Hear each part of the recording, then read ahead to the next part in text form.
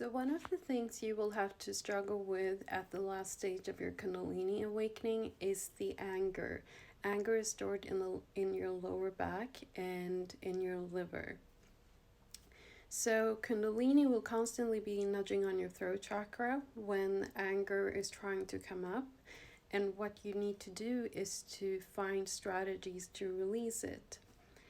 Now, what I've realized, and this is the most effective way to do it as fast as possible, is that you sit in complete surrender and you allow the Kundalini to take over.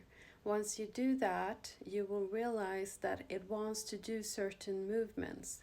So one movement I've realized it wants to do is that it wants to push my hands as fast as possible. When you surrender, the intensity of the anger increases and it wants to push with the hands, and it's a gesture to release it. So this is something you can do, is set the intention that you want to bring up the anger, the intensity in the throat chakra increases, and then you start doing the movements, and not only does it want to push forward, but it starts pushing upwards. I've noticed that it wants to do a lot of the cleaning of the crown chakra even. So it's taking my both hands and just moving up and down really quickly, and then after the intensity increases to maximum, it then completely reduces. And then it comes in waves. So this is the strategy to release the anger.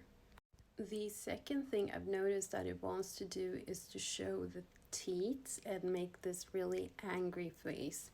And after a while, I realized that if you observe animals, the way they express threat to others or show anger towards others is by showing their teeth.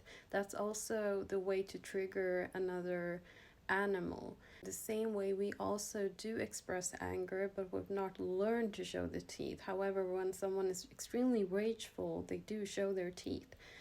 So making faces where you're showing your teeth and connecting with the rage within you is a form of expressing the anger. The last one is the fish pose, but in the fish pose you're laying down. There are many different yoga poses for the throat chakra and